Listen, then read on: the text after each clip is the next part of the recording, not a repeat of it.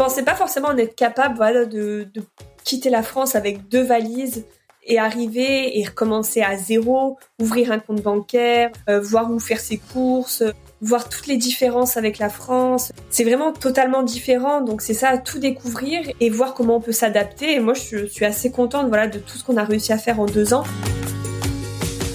Bienvenue dans De Vraies Vies, le podcast qui vous embarque pour des aventures inspirantes et des rencontres exceptionnelles. Je suis Anastasia, votre guide curieuse et passionnée de voyage. Dans ce podcast, je vous dévoile les récits fascinants de femmes audacieuses qui ont embrassé le pouvoir du voyage pour transformer leur existence.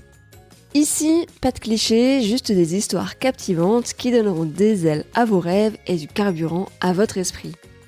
Ensemble, nous allons explorer les confins du globe, mais surtout les confins de l'âme humaine. Car mes invités vous feront découvrir comment le voyage peut être bien plus qu'un simple changement de décor.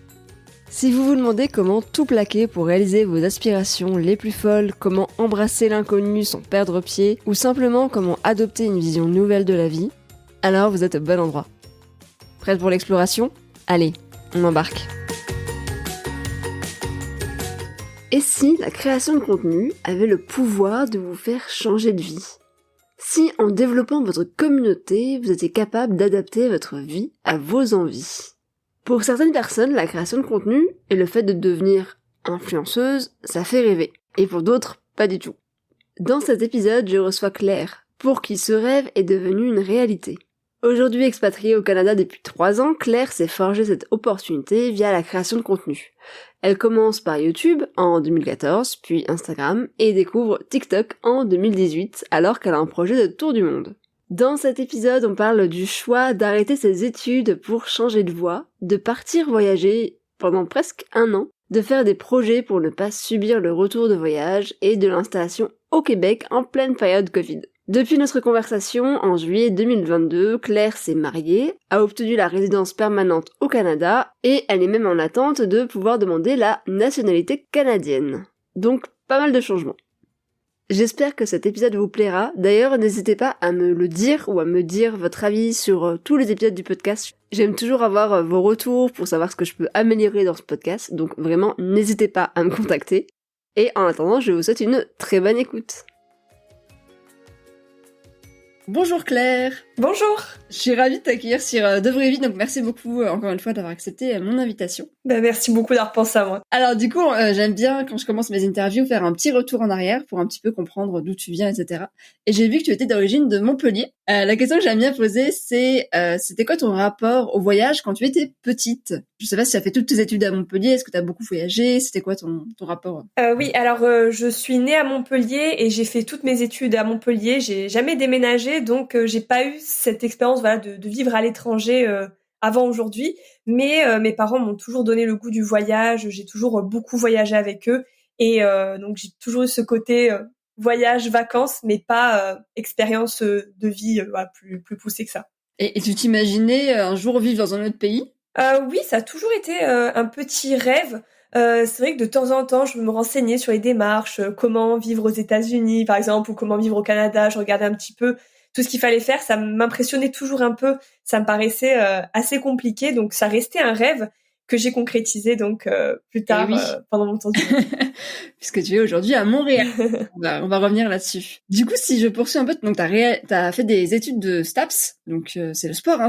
Oui. Mais tu t'es intéressée très vite au digital marketing, puisque t'as commencé donc sur YouTube à créer du contenu en 2014. T'as fait un blog aussi en 2015 que j'ai retrouvé. Et tu parlais d'un peu de tout. Comment est-ce que t'es venue cette passion pour la création de contenu ? Ouais, c'était pendant mes études donc de STAPS, fac de sport, où j'avais le projet à la base de devenir enseignante d'EPS, puisque voilà, j'avais toujours fait du sport, j'avais pris des options sport au lycée, donc c'était un peu la continuité pour moi après le lycée. Et pendant mes études, pendant ma 3e année de licence, je commençais à regarder un petit peu des vidéos sur YouTube. Et j'ai toujours aimé le montage vidéo, je sais pas pourquoi, et je me suis dit pourquoi pas moi. Ça peut être voilà l'occasion de monter des vidéos à côté de mes études. Donc au début, je me suis lancée plus dans la beauté puisque c'est vraiment ce qui se faisait à l'époque fin 2014. J'ai pas réfléchi à d'autres sujets. Je me suis dit, bah, j'aime bien me maquiller, pourquoi pas aussi faire des vidéos, voilà, sur la beauté, la mode.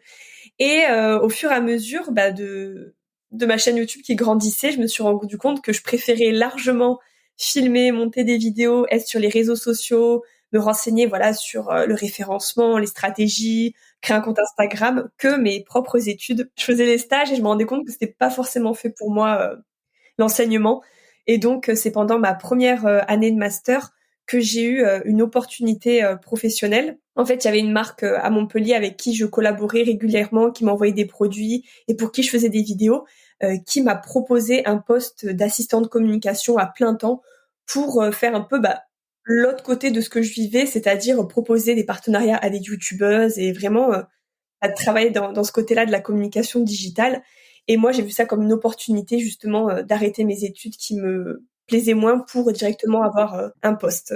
Ok, donc t'as arrêté ton master et ça a été difficile à prendre comme décision d'arrêter ces études ou...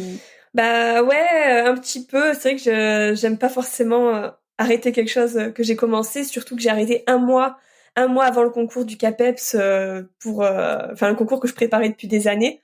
Mais ouais, je me suis dit, en fait, même si j'obtiens le concours, je crois que j'aurais pas envie de travailler dedans. Donc autant arrêter maintenant, sachant que j'ai une opportunité que j'aurais peut-être pas plus tard. Et voilà, j'ai bien fait parce qu'après, j'ai pu évoluer dans mon poste. Je suis passée d'assistant de communication à chargée de communication. J'ai eu un CDI et je suis restée 2 ans et demi dans cette entreprise. Donc c'est une très bonne chose. Mais c'est vrai qu'il y a souvent un lien entre dans ce podcast on parle beaucoup de voyage mais aussi de reconversion et il y a beaucoup aussi de femmes comme toi qui se sont reconverties et souvent quand on est jeune on a cette peur un peu d'arrêter des études qu'on n'aime pas. Moi j'ai souvent des avocates qui ont exercé le métier d'avocat pendant 3 ans et qui se rendent compte que en fait elles ont jamais vraiment aimé ça mais avec la pression de la famille, elles ont voulu aller au bout. Dans la communication aussi, il y a beaucoup de gens qui ont fait le parcours inverse, qui viennent de la com et qui finalement se rendent compte que ça leur plaît pas. Et c'est vrai que c'est important de dire, en fait, vous avez le droit d'arrêter vos études aussi, vous avez le droit de changer, vous avez le droit de changer de parcours et ça dès le début en fait, même pendant les études quoi. Donc très très bon exemple. Et du coup, en 2018, donc là on accélère un petit peu, tu vas décider de faire un tour du monde. Donc tu pars en tour du monde pendant 1 an en sac à dos. Raconte-nous un peu comment est venue en fait cette idée. Avec mon copain, on aime beaucoup voyager. On avait déjà fait quelques voyages ensemble, mais rien de comparable. Hein. On n'avait jamais voyagé en sac à dos. C'était toujours une semaine avec une valise. Donc ça a vraiment changé. Et on voyait des personnes sur des réseaux sociaux qui faisaient des tours du monde. Et la cousine de mon copain en a fait un. Donc voilà, on entendait ça et ça, c'était un rêve pour nous, mais on savait pas forcément à quel moment le réaliser. Et mon copain allait finir ses études parce que lui, il allait au bout justement des études en STAPS qu'on faisait ensemble. Il avait presque fini. Et moi, j'étais déjà donc en CDI depuis 2 ans. Et on s'est dit, pourquoi pas le faire dès qu'il a fini ses études. On discutait en fait un soir au restaurant et on s'est dit c'est le moment parce que lui pour finir ses études, donc on vivait chacun chez nos parents. Donc on s'est dit on n'a pas d'appartement à lâcher, on n'a pas d'enfants. C'est jamais le moment parfait où on a toutes les économies pour partir, on a aucune attache, c'est jamais le moment parfait. Mais nous on s'est dit que c'était le moins pire, on va dire, on n'était pas encore engagé dans des choses, vendre des meubles. Donc on s'est dit pourquoi pas lancer ce projet. Donc on a commencé à l'organiser en janvier 2018 et on est parti en novembre 2018. Ok, d'accord. Parce que vous étiez encore plutôt jeune, vous aviez quoi, 23, 24, t'avais quel âge? Ouais, on est parti à 25 ans. Ouais. 25, ok, d'accord. Super. Et alors, comment est-ce que c'était ce premier voyage? Est-ce que c'était quelque chose est-ce que tu avais des peurs avant de partir? Comment ça s'est passé? Est-ce que vous avez vraiment fait 1 an? Est-ce que vous avez déroulé le plan que vous aviez prévu aussi? Il y a plein de questions, mais raconte-nous un peu comment ça s'est passé. Oui, j'avais quelques peurs parce que j'avais jamais voyagé en sac à dos, donc déjà de me dire rentrer 1 an de ma vie dans un sac à dos que j'ai porté sur le dos, est-ce que je m'en sens capable même physiquement? Est-ce que ça va bien se passer? Mes parents, ils avaient aussi des appréhensions pour moi parce que je suis quand même assez sensible et ils me disaient tu vas voir des choses horribles, des gens malheureux, des personnes pauvres, des animaux en train de mourir, d'agoniser dans la rue, avec des maladies, ils me faisaient vraiment beaucoup de peur et c'est vrai que je l'avais pas vu dans cet angle-là et Et tu les as vus alors, les animaux, dans la rue ou pas? Bah, c'est vrai que ça arrive de voir voilà des chiens un petit peu mal en point, voilà avec des maladies, etc. C'est un peu dur. C'est vrai que je suis sensible, mais à côté de ça, voilà, c'est une année tellement incroyable qui nous apporte tellement sur le plan voilà même personnel, professionnel que voilà quand on fait la balance, il y a 1000 fois plus de positifs que de négatifs. Donc on était parti pour 11 mois et demi. Et quand on était voilà au Chili, au bout de, je crois, 8 mois, on a fait un aller-retour en France de 3 semaines qui n'était pas prévu. Donc à la base, on devait repartir sans rentrer en France, mais j'ai eu une myopie qui s'est déclenchée aux yeux et j'ai fait un aller-retour pour faire des lunettes. Et après, on est reparti directement au Pérou. Donc Ah, c'est une ça petite va. pause. Pas Ouais. Ouais, c'est pas mal de oui, faire ça une va. pause. Il y a eu pire. Ouais. Non, mais comme ça permet de revoir un peu, et puis de continuer le voyage, de reprendre, de dire ok, bon, on repart quoi. C'est pas mal. Ok, c'est original effectivement ce petit aller-retour pour une myopie qui s'est déclenchée, c'est rigolo. Ok. Et donc à votre retour, comment qu'est-ce que vous êtes dit? Est-ce que vous êtes dit bah voilà, maintenant on va s'installer tous les deux à Montpellier, ou est-ce que vous êtes dit bah on va s'installer ailleurs ou pas? Qu'est-ce qui s'est passé? On avait envie de s'installer ailleurs. On en parlait déjà pendant notre voyage. Je me revois dans le van en Australie à faire des listes de pays où on voulait s'installer, à peser le pour et le contre. Et donc on avait déjà ce projet en tête, de venir s'installer au Québec après. Et aussi, je pense que c'est important après un tour du monde et une année aussi exceptionnelle d'avoir tout de suite de nouveaux projets, voilà, pour pas avoir un petit peu la déprime du retour.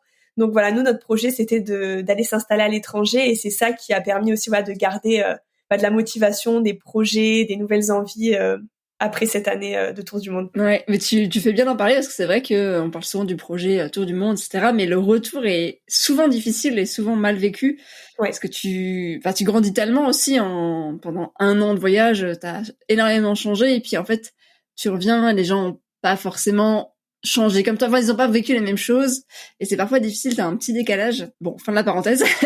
Il y a une question que je t'ai pas posée. En fait, c'est que toi, donc t'as commencé YouTube, etc. avant. Et t'as décidé de continuer à créer du contenu en voyage. Comment tu faisais? Comment est-ce que tu t'organisais, etc. Est-ce que c'était une évidence pour toi de continuer? Oui, j'ai vu ça un peu comme une opportunité. Voilà, quand j'ai quitté mon CDI, de me dire ce tour du monde, c'est l'occasion d'essayer d'être un peu à plein temps sur les réseaux sociaux. De toute façon, je me suis dit, il y aura tellement de contenu à créer, tous les jours des nouveaux paysages. Donc pendant l'année, j'ai posté, je pense, pratiquement tous les jours sur Instagram. J'ai aussi commencé TikTok un petit peu avant mon départ. Et YouTube un peu moins. C'est là où j'ai commencé à moins poster régulièrement sur YouTube. Après, c'est compliqué aussi d'être à fond sur tous les réseaux. Faut faire des choix. Ok, et donc t'avais ton matériel avec toi, et comment est-ce que tu faisais en voyage pour alterner parce que c'est du travail, c'est moments de travail et de voyage. Tu devais le poser du coup parce que j'imagine qu'il faut aussi internet. T'as pas toujours internet en voyage. T'as eu des difficultés comme ça? En général, on trouvait quand même toujours des logements où il y avait une connexion Wi-Fi. Les mois où c'était un petit peu compliqué, c'était les mois en van quand on était en Australie, en Nouvelle-Zélande. Mais voilà, on s'installait des fois dans des cafés avec une connexion, ou alors on allait dans des bibliothèques. J'avais la chance aussi que mon copain aimait beaucoup aussi la photographie et retoucher les photos, et qu'il n'était pas toujours à m'attendre quand je préparais mes posts. C'est bien. Donc, Ça. Ça c'est bien. On allait ensemble 2-3 heures, on retouchait nos photos, moi je montais mes petites vidéos et après on partait visiter, faire notre journée. Ok, d'accord. Donc une bonne organisation Voilà. quand même pour continuer à Ouais, créer. on avait trouvé notre rythme. Ouais, c'est cool. C'est vrai que c'est bien que quand les deux le sont, parce que parfois ton mec il te regarde et il est là, bon, t'as fini. Oui, on le sait. c'est vrai, mais on me disait souvent sur les réseaux sociaux, ah ton copain, le pauvre, il a tout le temps de prendre en photo pour Instagram. Mais en vrai, voilà, c'était pas forcément le cas, parce que lui il me demandait presque autant de le prendre en photo et il faisait plein de photos. Il passait plus de temps des fois que moi pour des prises longues, la nuit. Enfin, ça prenait vraiment du temps aussi. Bon, comme ça, vous comprenez quoi. C'est plutôt pas mal. Avant de parler donc de ta vie, donc maintenant à Montréal, ton expatriation, j'ai quelques questions rapides sur ta vie d'influenceuse parce que ça m'intrigue beaucoup et je pense que ça intrigue aussi beaucoup de personnes. Donc pour résumer, aujourd'hui tu as 177 000 abonnés sur YouTube, 1,5 million sur TikTok et 89 000 sur Instagram, donc c'est énorme. Et là où tu as le plus de monde, c'est TikTok, donc c'est le plus récent aussi. Et en même temps, tu m'as dit que tu as commencé en 2018, mais pour moi, TikTok, ça a 2 ans. Comment t'as découvert TikTok, en fait? Quand tu t'es dit, je vais aller sur ce réseau, alors que t'avais déjà YouTube, déjà Instagram, qui prend déjà du temps? Bah, c'est une bonne question. En fait, à l'époque, donc c'était, je crois, l'été 2018, ça s'appelait encore Musical.ly, ça allait bientôt devenir TikTok, et l'application m'a contactée et m'a proposé de poster 8 vidéos sur leur application contre rémunération. Et ces vidéos devaient changer un petit peu de ce qui se faisait à l'époque, c'est-à-dire je devais pas faire du playback ou des danses, parce qu'à l'époque c'était vraiment que ça sur Musical.ly. Et moi j'ai bien aimé le défi parce que j'aimais le montage vidéo et j'aimais bien ce côté voilà assez rapide, créativité. Et donc j'ai fait des vidéos avec des transitions que je montais sur mon ordinateur, donc ça changeait déjà totalement de ce qui se faisait à l'époque sur l'application. Et Musical.ly donc a changé de nom pour TikTok et ils m'ont dit à ce moment-là, ben, on aimerait bien que tu continues à poster des vidéos pour nous, des vidéos originales. Et pendant je crois 3 mois, voilà, ils m'ont rémunéré pour que je poste 3 vidéos par semaine. Et c'était au début de mon tour du monde. Voilà, donc j'étais très contente. Et après, bah, ils m'ont dit donc la campagne est terminée, on arrête de te rémunérer. Enfin, je pense qu'ils avaient plus besoin justement de changer un peu l'image de l'application parce que voilà, tout le monde commençait à faire du contenu un peu diversifié. Et bah moi, j'ai continué à poster parce que vraiment, j'étais devenue un petit peu addict à ce format vidéo court. J'aimais beaucoup.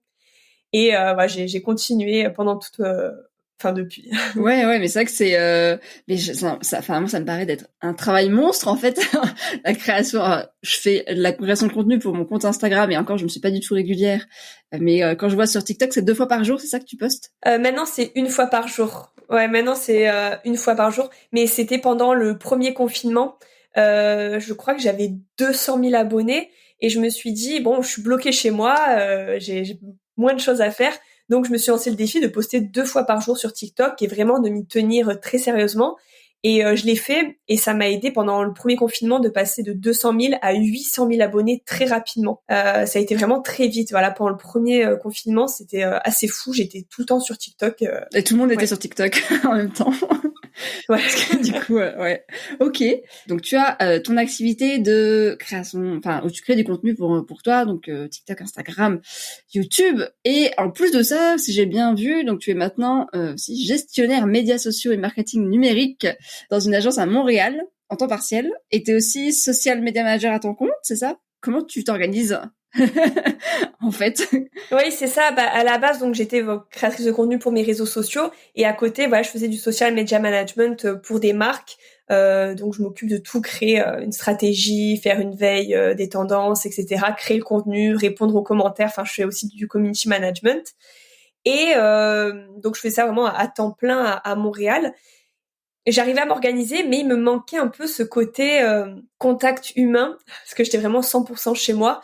Et aussi le fait de travailler avec des marques québécoises parce que mes clients étaient 100% français. Donc c'est pour ça que j'ai réussi un peu à m'organiser pour dégager une dizaine d'heures en plus par semaine et trouver un temps partiel dans une agence. Et là, je suis vraiment heureuse parce que j'ai mon équilibre un petit peu parfait. Donc voilà, je travaille à la fois voilà dans une agence, je vais 1 fois toutes les 2 semaines à Montréal toute une journée travailler. Et à côté, j'ai de temps en temps voilà des tournages aussi avec des clients, donc ça me permet de voir un peu du monde et de découvrir aussi le marché du travail québécois et à côté de continuer mes activités et de me sentir aussi libre dans ma création de contenu et mon organisation. Alors, du coup, effectivement, on a fait un petit, enfin, on a parlé donc du Québec. Alors, je pensais que tu étais à Montréal, mais tu n'es pas à Montréal. Où es-tu? Je suis sur la rive sud, je suis à 30 minutes de Montréal.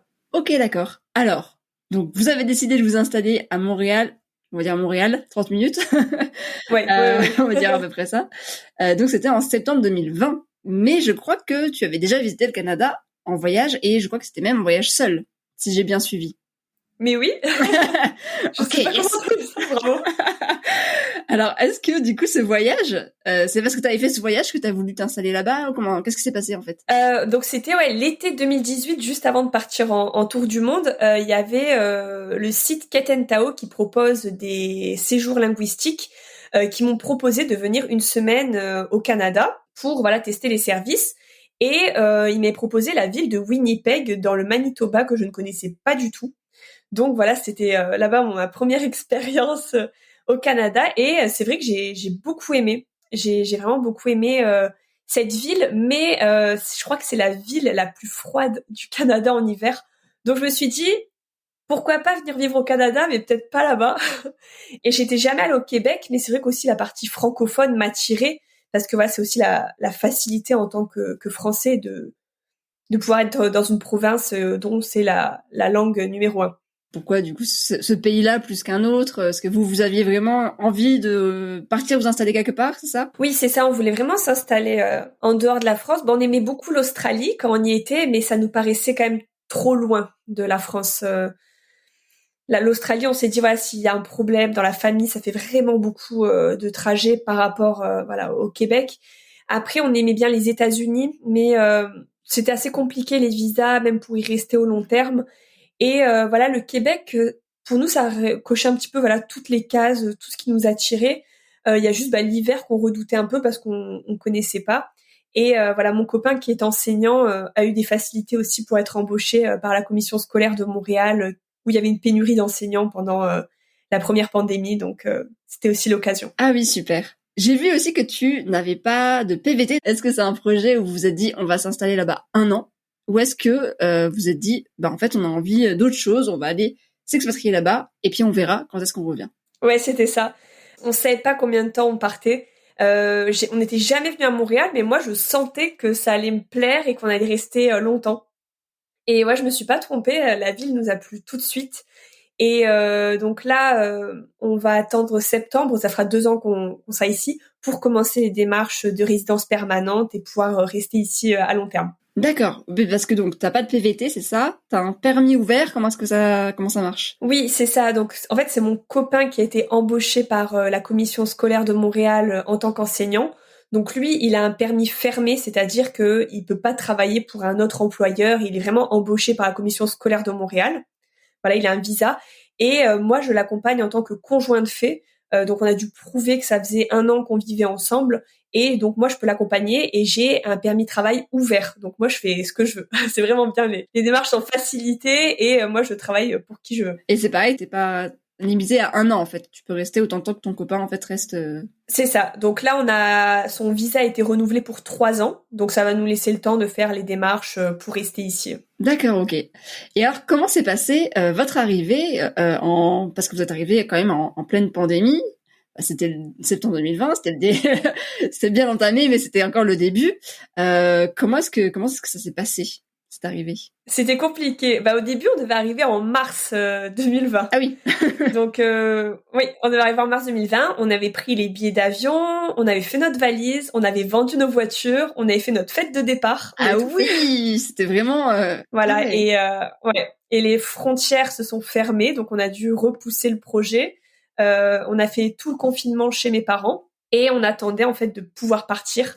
Donc mon copain a pu partir en août. Et moi, j'ai pas pu partir en même temps que lui. En fait, c'était interdit. Les conjoints n'étaient pas prioritaires à ce moment-là avec les frontières fermées. Donc, il est arrivé avant moi et tous les jours, on a renouvelé la demande pour que je puisse l'accompagner, faire un rapprochement familial et j'ai pu le rejoindre 3 semaines après. Donc, ça va. Ouais, c'était un peu dur quand il est parti en avion parce que je savais pas quand j'allais pouvoir le rejoindre. Donc, j'étais vraiment très triste quand j'ai laissé à l'aéroport. C'était le fait de pas savoir quand le rejoindre, mais ça va, j'ai pu arriver en septembre. Et en arrivant ici, c'était un peu compliqué avec la pandémie. Tous les restaurants se sont fermés, tout était fermé. Moi, j'ai eu un isolement de 14 jours en arrivant. Donc c'est dur d'arriver dans un nouveau pays et d'être enfermé 14 jours sans pouvoir visiter. Mais bon, voilà, c'était comme ça. C'était le début et on a pu profiter et visiter après. Et donc c'est ton copain qui a fait les démarches ça pour chercher un appart, etc. Oui, c'est ça. Il a été vraiment très bien encadré puisque à ce moment-là, il y avait une pénurie d'enseignants. Donc la commission scolaire a mis beaucoup de choses en place pour faciliter son arrivée. Ils lui ont payé ses billets d'avion, ils lui ont payé son premier mois de loyer dans un logement transitoire. Ils sont même allés faire ses courses, ses premières courses, ils sont allés chercher à l'aéroport. Ah ouais, c'était vraiment c'était royal. C'est détail, hein, c'est ouais. Ouais, c'était vraiment très très bien encadré. Et donc on avait une personne en charge de nous aider à trouver un logement, donc qui venait le chercher après son travail tous les jours, qui lui faisait visiter des appartements, et donc qui nous a aidé à trouver notre premier appartement où on est resté 1 an. Ok, d'accord. Donc là, vous avez déménagé, vous êtes dans un second, si je comprends bien. Oui, on a acheté un appartement. Ah, c'est ça. Ah, c'est génial. Voilà, depuis le mois d'octobre, ouais, on veut vraiment rester ici, donc on voulait acheter au plus vite et on est content d'avoir pu le faire. Ok, d'accord. Trop bien, bah, félicitations. Et comment ça se passe quand tu arrives dans un nouveau pays comme ça, parce que finalement, tu y étais passé, mais tu connaissais pas forcément la ville ou justement, t'avais pas de réseau. Comment est-ce que tu fais pour te recréer un réseau, surtout en période en fait, de confinement, où tout le monde doit rester un peu chez soi.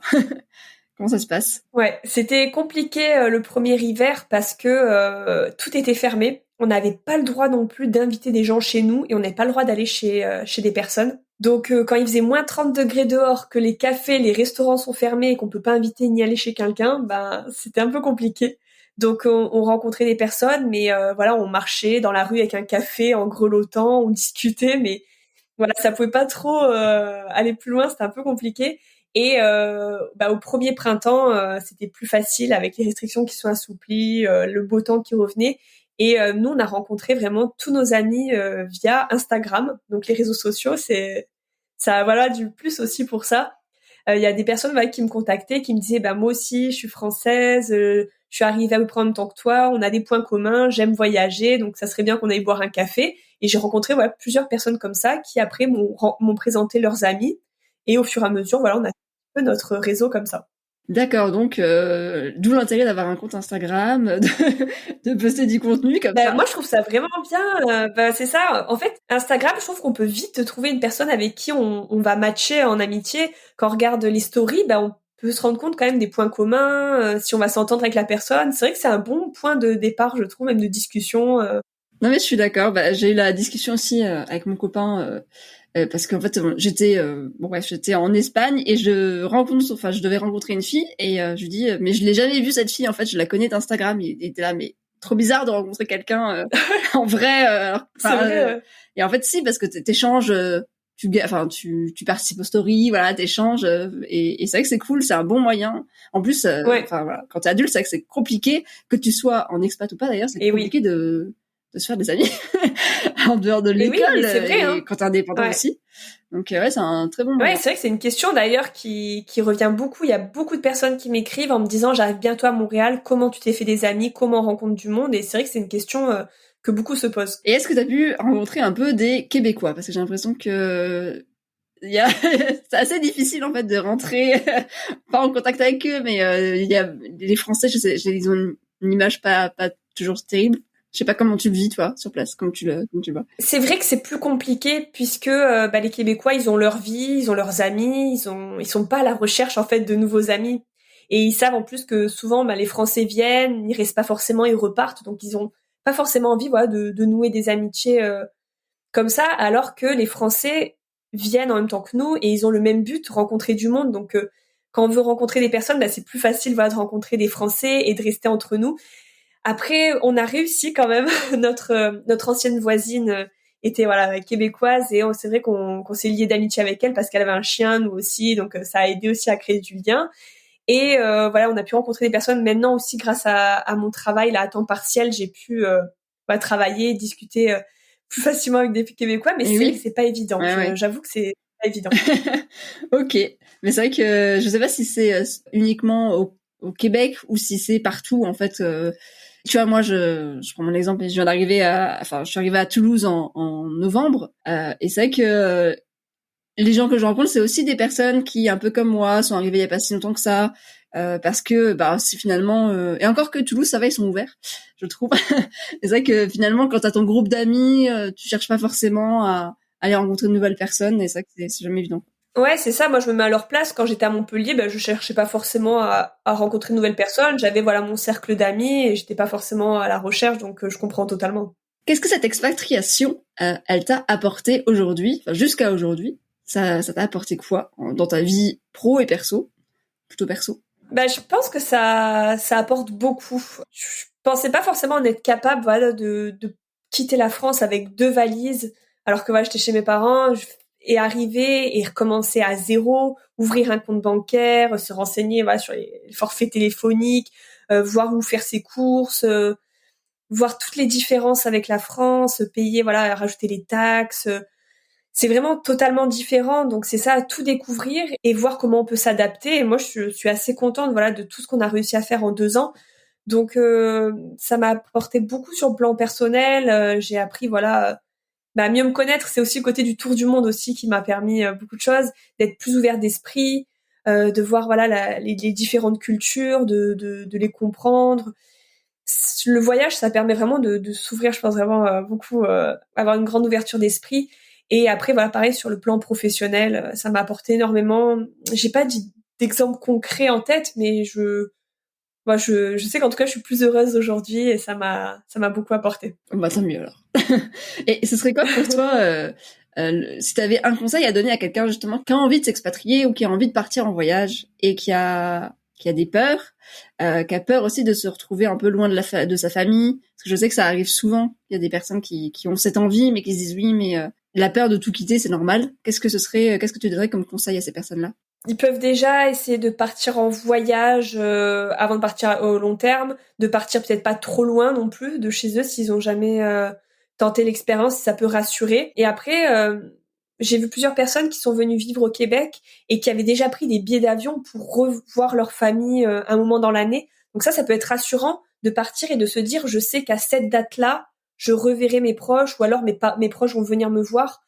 Ça peut être rassurant, voilà, d'avoir une date en tête parce que moi, c'était le point un peu difficile en arrivant en pleine pandémie. Les frontières étaient fermées et je savais pas quand j'allais revoir ma famille. Donc ça, c'est vrai que c'est compliqué et ça a été un frein pour beaucoup de personnes qui sont arrivées en même temps que moi et qui sont reparties. Donc voilà, je dirais d'avoir voilà des projets en tête, d'avoir des dates, de savoir quand revoir sa famille et voilà de commencer par peut-être un stage de 3 mois à l'étranger avant de partir une année complète ou voilà de tenter des petites expériences comme ça.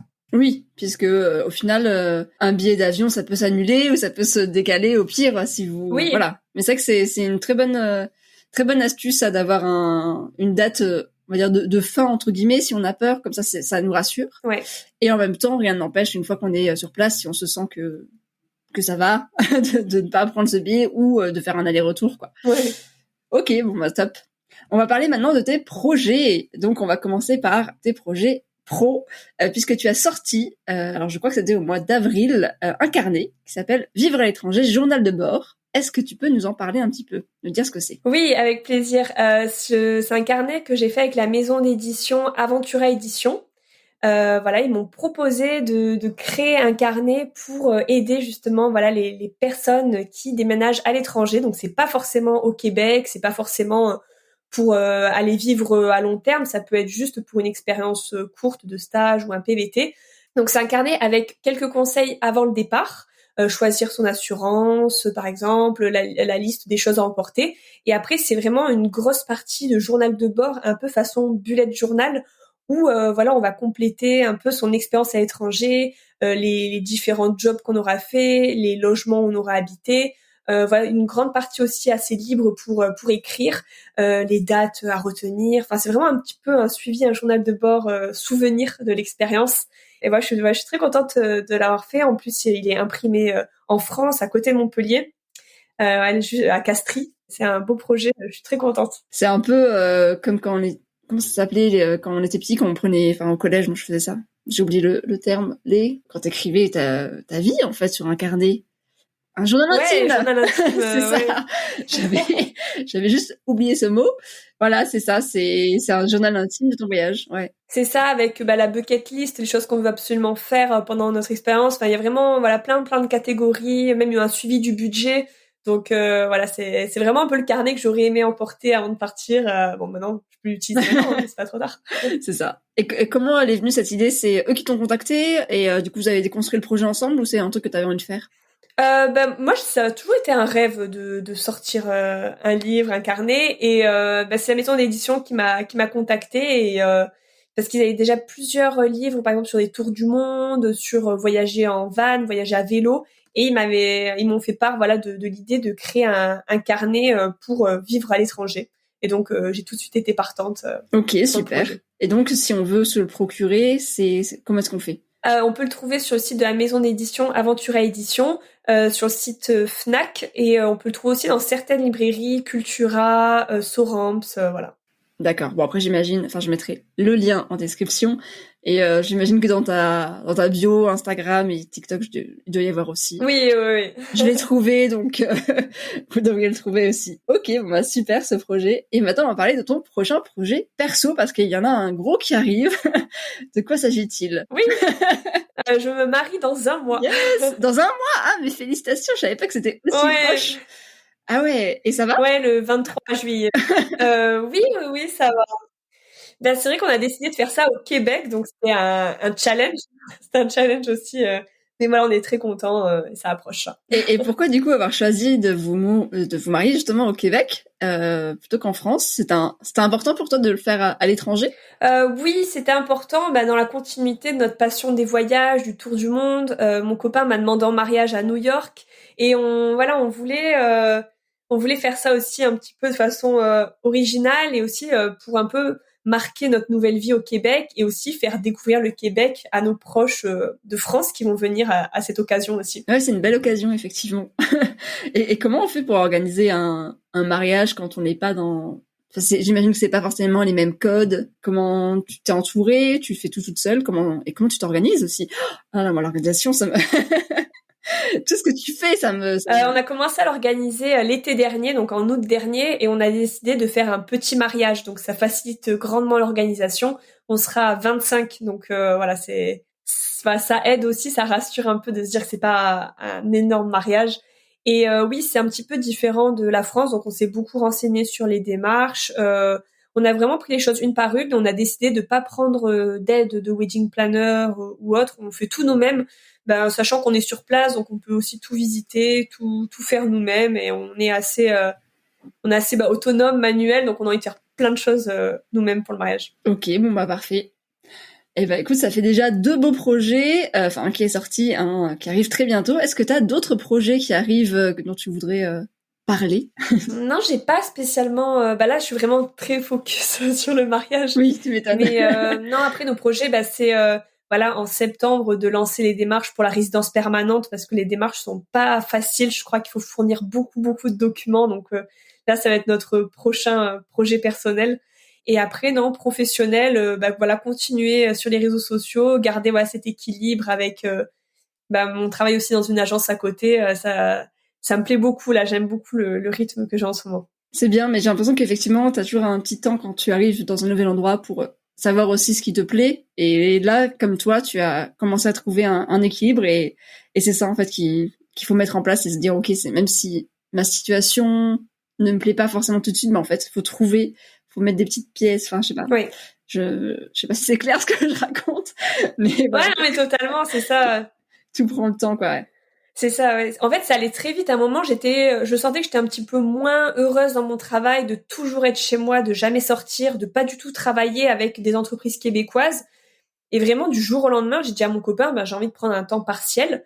Et 1 semaine après, j'ai commencé. Ça allait très vite. J'ai passé les entretiens. Ah oui, c'était radical. Du coup, comment t'as fait? T'as choisi une entreprise en particulier ou t'as... Oui, j'ai regardé les annonces. Déjà, il n'y avait pas beaucoup de temps partiel. J'en trouvais pas beaucoup. Donc, quand j'en voyais un et que l'entreprise, le poste me plaisait, je postulais. Donc, voilà, j'ai pas envoyé beaucoup de candidatures. Mais après, c'est allé vraiment très vite et j'ai commencé la semaine d'après. Ok, bon super. Et écoute, merci beaucoup Claire.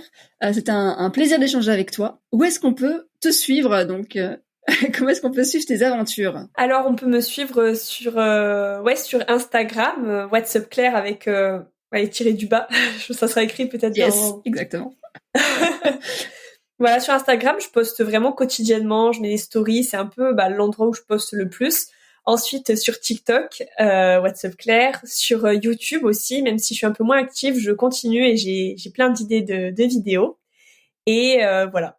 Ok, bon, c'est parfait. C'est déjà pas mal, parce que vu comme tu es active sur les réseaux sociaux, ça doit te prendre pas mal de temps, effectivement.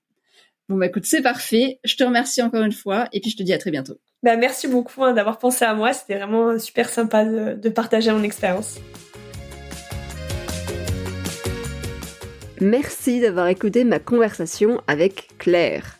Si tu as aimé cet épisode et le podcast de manière générale et que tu veux le soutenir, le meilleur moyen c'est de m'envoyer de l'amour. Et ça c'est au choix ou tout en même temps, c'est toi qui vois, t'abonner au podcast, me suivre sur Instagram, @devraivie, m'écrire un message, laisser 5 étoiles sur Spotify ou Apple Podcast. Et si vraiment t'es quelqu'un de super, et ça vraiment j'en suis sûre en fait, tu peux partager ce podcast à ta copine qui rêve de tout plaquer pour voyager. Et en plus tu ferais d'une pierre deux coups pour ta copine et pour moi, donc parfait. Encore merci pour ton écoute et je te dis à la semaine prochaine pour un nouvel épisode.